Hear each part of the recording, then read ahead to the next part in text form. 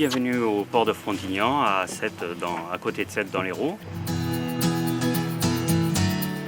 On va partir sur une pêche au leurre, voire au light jigging.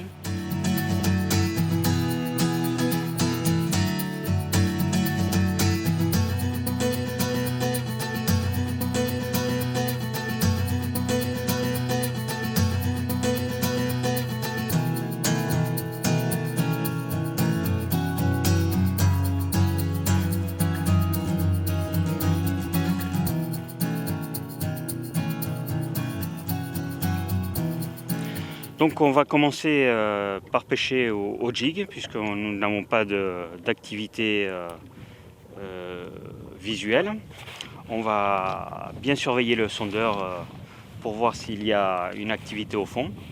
Alors pour jiguer, on va faire du light jigging, puisqu'on est quand même dans très peu d'eau.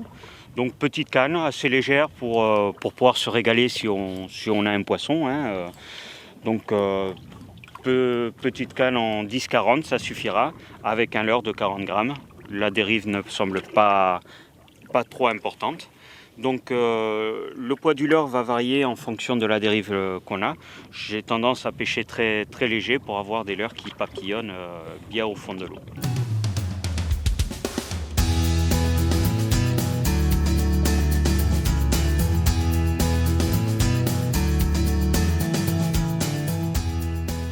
Donc on se trouve aux abords du plateau des Aresquiers. Donc la particularité, c'est un plateau qui est entouré de sable. Nous n'avons pas beaucoup de fond. Le fond va varier entre 7 et 15 mètres. Là actuellement nous sommes dans 7 mètres de fond. Nous laissons le jig dandiner sur le fond avec une amplitude d'environ 1 mètre. Le jigging, c'est tout simple. Nous allons prendre un petit leurre métallique que nous allons faire sautiller sur le fond. Donc lorsqu'on va donner le coup de canne, le leurre va partir sur le haut à droite ou à gauche et va redescendre en papillonnant. La redescente en papillonnant est très importante puisque les 3/4 du temps, le poisson va attraper le leurre sur la descente. On pêche surtout sur l'agressivité du poisson. Sur ces pêches en jigging, il va voir ce leurre refléter au soleil. Il va bien descendre comme ça là, ça va faire des reflets sur le soleil et ça va exciter le carnassier.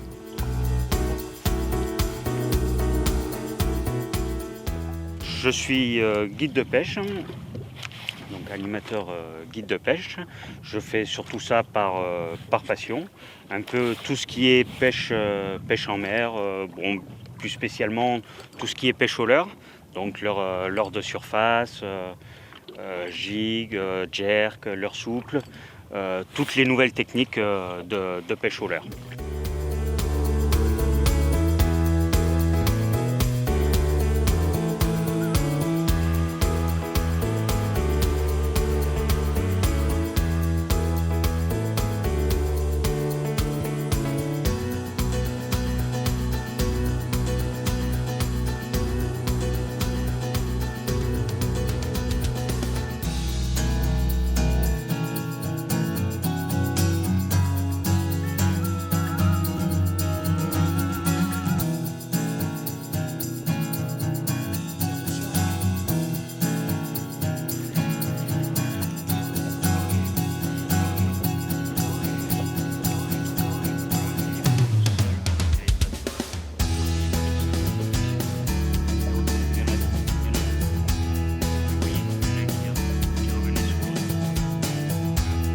Vous avez vu l'attaque sur le...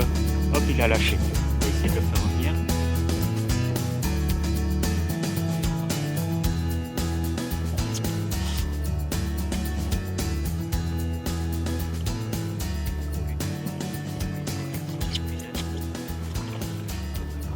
Le deuxième n'a pas voulu le prendre. Voilà, il a relâché et il est reparti. Une mer trop belle sur les pêches au leurre n'est jamais vraiment très bonne. Je préfère qu'il y ait soit du vent du nord, soit du vent du sud. Bien sûr modéré pour que les conditions de sécurité ne soient pas remises en cause. Mais quel qu'il soit. On entend souvent vent du nord, rien ne mord. Bien au contraire, on fait de très jolies pêches par vent du nord. Seulement, il faut aller chercher vraiment où se trouve le poisson. Souvent, c'est de bonnes périodes d'activité. La pêche au gig, c'est pas seulement une canne et un leurre, c'est aussi tout ce qui va nous permettre de repérer le poisson. Donc pour moi, un sondeur et un GPS sont des éléments indispensables. Le GPS pour se rappeler de toutes les structures que l'on peut retrouver sur le sondeur. Donc ça marche ensemble, hein. Dès qu'on trouve un haut fond, un tombant, on le marque sur le GPS pour gagner du temps et aller directement sur le tombant et essayer de localiser le poisson. Tout prédateur va toujours essayer de trouver un endroit où il va pouvoir se camoufler. Comme nous, si nous partons à la chasse, on ne va pas chasser dans une plaine, on va se mettre dans les bois, se camoufler derrière un arbre, derrière une pierre, derrière la première chose qui va nous permettre de nous dissimuler. Pour les prédateurs, c'est exactement la même chose. Le moindre caillou, le moindre trou va leur permettre de se dissimuler et d'attendre le passage d'une proie éventuelle. On va l'assurer à l'épuisette, celui-ci. Surtout pas le sortir de l'eau. Ah, il a relâché. Décidément, on va pas avoir de chance.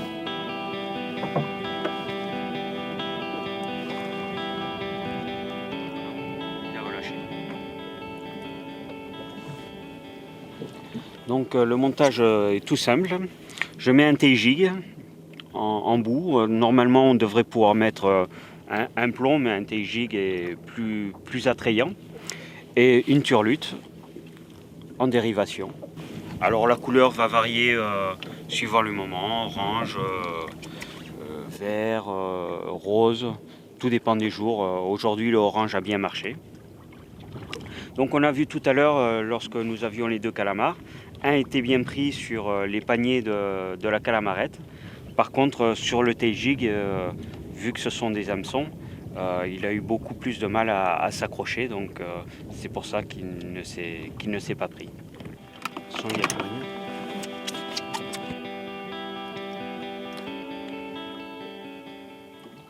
Pour la pêche au calamar, surtout lorsqu'on a la touche, mouliner très régulièrement, tout doucement pour ne pas donner d'à-coups, puisque le calamar va venir juste s'agripper à la turlute. Et le moindre à-coup, le moindre coup de mou, il va relâcher de suite. Donc on l'a bien vu, hein, 2 fois il a bien relâché. Toujours les prendre à l'épuisette lorsqu'on veut les sortir dès qu'on les sort de l'eau, ils vont se décrocher. Donc toujours prévoir l'épuisette à portée de main, chose qu'on n'avait pas faite ces 2 fois-ci. Bon, j'espère que là on va arriver à en sortir un. Voilà, au niveau du choix des jigs, on va utiliser tout d'abord au niveau des couleurs. Moi je préfère les couleurs naturelles, hein, donc tout ce qui est couleur sardine. Les couleurs naturelles pour moi vont toujours être les plus régulières. Le poisson ne change pas de couleur s'il fait beau ou s'il fait pas beau. Donc on est sûr d'être bon dans tous les cas de figure, qu'il fasse sombre, qu'il fasse clair, qu'il pleuve, qu'il y ait du soleil. On sera toujours dans une couleur qui va marcher, ça va être le plus régulier. Comme je disais tout à l'heure, on adapte le poids au niveau de la dérive que l'on a. Donc moins on va avoir de dérive, plus on va mettre un petit leurre, un leurre léger. Plus les conditions météo vont être difficiles, plus on va plomber notre jig pour qu'il puisse arriver au fond. Alors toujours, contrairement à ce qui se dit, moi je préfère toujours pêcher plus léger que trop lourd, justement pour, comme je l'ai dit tout à l'heure, pour que le leurre papillonne le plus possible dans l'eau, puisque s'il est trop lourd, il va descendre comme un caillou au fond de l'eau et remonter comme un caillou. Ça a pour moi aucun intérêt. Au niveau des formes, chaque leurre va avoir sa forme. Donc les petits comme ça vont descendre très vite au fond de l'eau. donc pour bien pêcher au fond, et vont remonter de manière successive comme ceci, avec toujours un petit rolling sur la descente. Ceux-ci vont être beaucoup plus planants sur la descente, donc ils vont beaucoup plus planer sur le côté. Donc on voit, ils sont bien plats. Et ceci, contrairement aux tout petits, où on voit un renflement sur la queue, là nous avons un renflement sur le dessus qui va lui donner une nage beaucoup plus, comment dirais-je, beaucoup plus en dents de scie. Ce choix de leurre à petit gamage est quand même assez régional, hein. On ne pêche pas dans 100 mètres d'eau comme on pêche dans 15 mètres d'eau. Ici nous avons 15 mètres d'eau. Inutile de mettre un leurre de 150 grammes qui mesure 22 ou 30 cm. En 2 coups de canne, le leurre va être au bateau et il ne sera pas du tout pêchant. Donc on va privilégier des petits leurres qu'on va animer suivant où on trouve l'animation du poisson. Le poisson se trouve, on voit au sondeur que le poisson se trouve en bas, on va giguer en bas.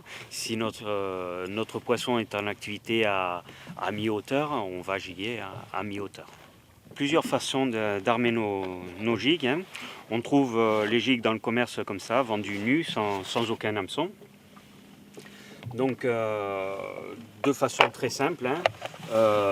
Triple avec anneau brisé. Donc ça c'est surtout lorsqu'on va pêcher en pleine eau. Donc pas trop racler le fond puisque le triple va s'accrocher de suite. Donc pour tout ce qui est pêche en pleine eau où on va pêcher dans la colonne d'eau. Et pêche avec un assist-hook, tout simple, hein, où on va plus pêcher sur les fonds rocheux ou les fonds encombrés. Donc notre jig va taper sur le fond comme ça, et bien sûr l'hameçon ne va pas s'accrocher sur les rochers.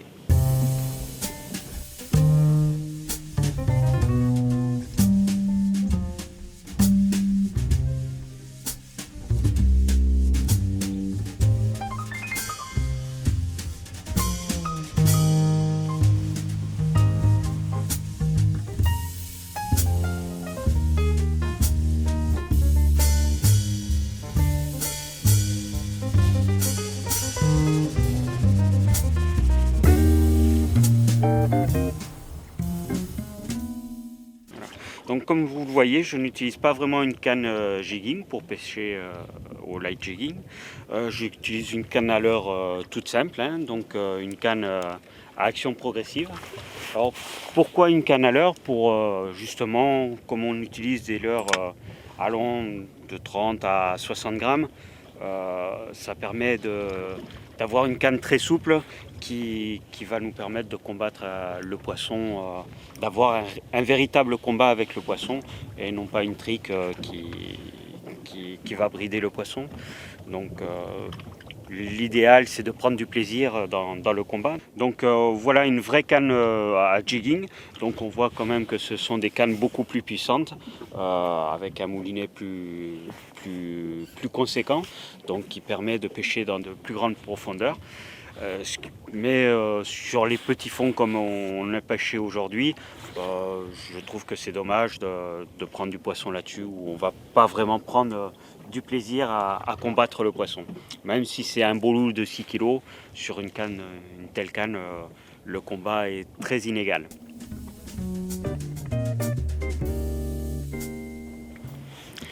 Donc au niveau du fil, on va utiliser de la tresse, donc pour ses qualités de non-élasticité, je dirais. Ce qui va nous permettre de manier notre leurre en direct. Si on prend un nylon de base, hein, la moyenne est d'une élasticité de 6-7%. Lorsque l'on donne notre impulsion avec la canne, nous allons perdre 6-7% d'animation. Donc il va falloir taper beaucoup plus fort dans le leurre pour l'animer.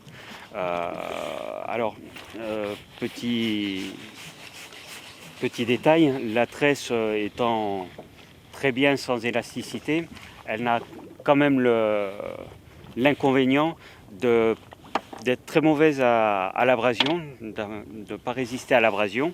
Donc nous allons rajouter un bas de ligne en fluoro pour justement compenser cette abrasion. Sinon, sur les rochers, on casserait de suite.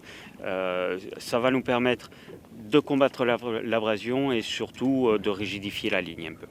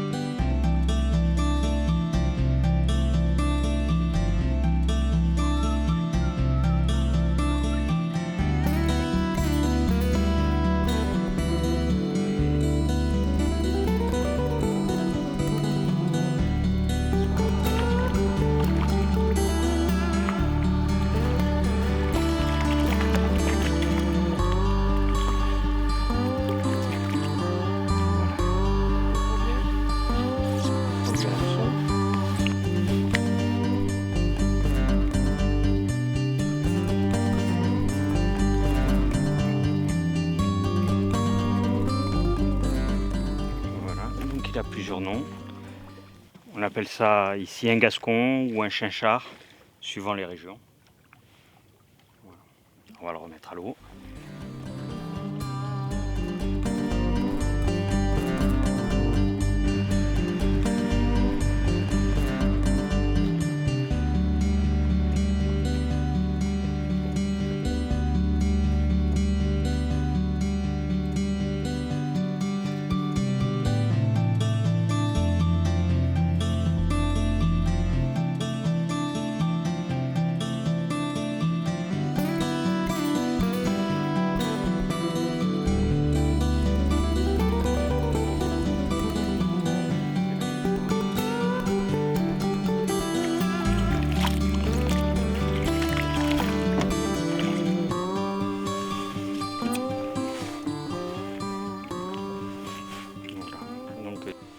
Ils n'ont pas peur d'attaquer des gros leurres. Hein. Alors, le gascon est un poisson qui s'apparente au pélagique, hein, donc qui va en pleine eau. On va dire qu'il est assez territorialiste. On voit qu'il n'a pas peur de s'attaquer à de gros leurres. Hein. Le leurre fait quasiment la moitié de sa taille. Donc c'est un poisson que l'on retrouve beaucoup dans les ports, dans les entrées de port, les endroits sablonneux. Enfin, on en retrouve un peu partout. Voilà. Donc les pélagiques sont des poissons qui ont toujours besoin de nager. Si jamais on les arrête et ils ne peuvent pas nager, ils se noient tout simplement. Puisqu'ils s'oxygènent en nageant. Les pélagiques, on retrouve beaucoup de poissons. Le maquereau est un pélagique, le gascon est un pélagique, la bonite, le thon fait partie aussi des pélagiques. C'est une grande famille. La sardine fait partie des pélagiques aussi. Donc il faut mouliner régulièrement, on le voit. Il est tout petit, on le voit arriver là dans l'eau. Donc voici. Celui-ci est vraiment petit, on va le relâcher. Attention à l'encre, si vous le voyez cracher, on attend un peu, qu'on va le relâcher. Voilà. Un bébé calamar.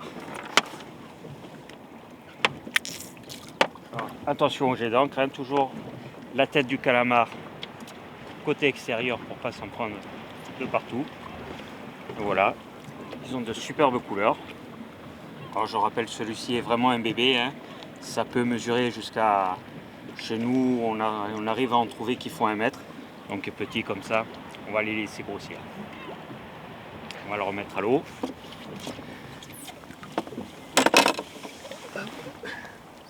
Voilà. Et voilà. Certains pêcheurs rajoutent d'autres turlutes, hein. Donc on peut en remettre une 50 cm au-dessus, dans le même principe. juste au-dessus. Bon, moi je préfère un leurre, un poisson, donc on va rester à une turlute. C'est beaucoup plus simple et beaucoup plus sympa.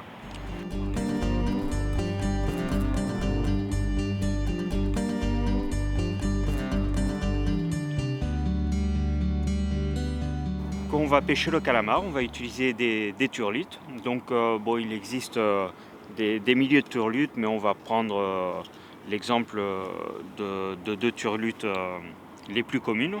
Donc nous avons des turlutes plombées avec un petit plomb qui se trouve ici. Donc il y a différents gammages. C'est des turlutes qu'on va préférer pour pêcher du bord. Donc on va pêcher en lancer ramené. Ce n'est pas celle-ci qui va nous intéresser pour l'instant. On va plutôt utiliser une turlute flottante comme celle-ci. Donc il y a différentes couleurs, hein. Il va falloir alterner les couleurs comme d'habitude pour voir laquelle sera la plus prenante.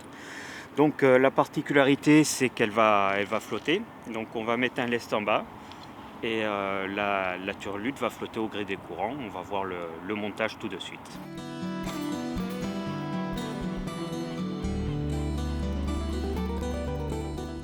Nous allons voir le premier montage, tout simple. Nous allons prendre une agrafe en bout. Donc un nœud palomar pour l'agrafe traditionnelle, hein.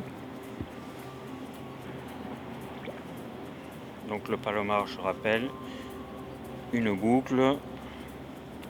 Donc c'est un nœud de raccord pour les agrafes, c'est un nœud universel, hein. Tout ce qui va avoir un anneau.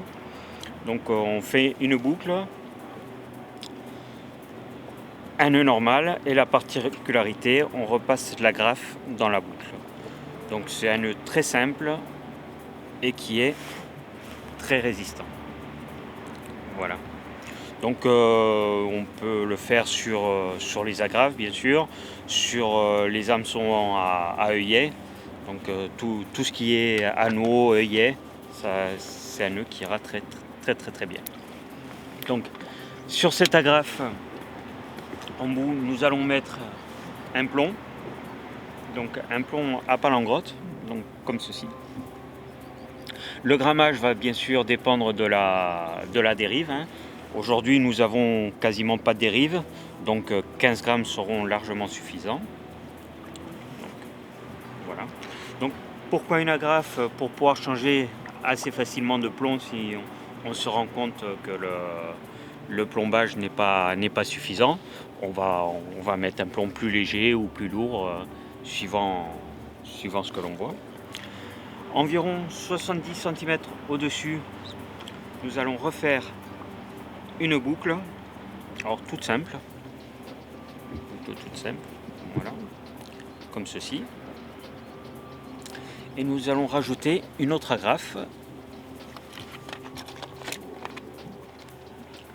que nous allons rentrer, voilà, donc comme ceci.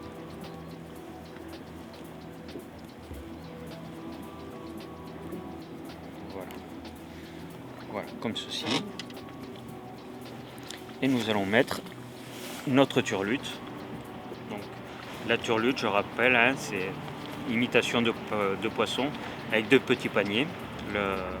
Le calamar, bon, les turlutes sont valables pour le calamar, les sèches. Donc, va venir s'agripper dessus. Et nous voyons bien que le panier accroche et il ne pourra pas repartir. Donc, nous mettons notre turlute. Hop. Voici notre montage.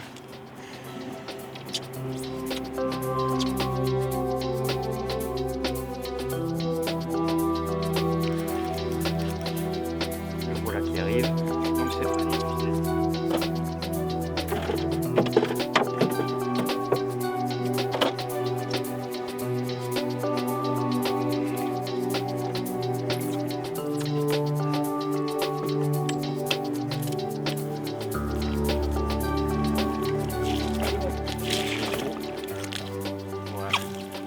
Le calamar va venir sur la turlute, il va lancer sa tentacule pour l'attraper et on voit qu'il va s'accrocher sur le panier comme ceci.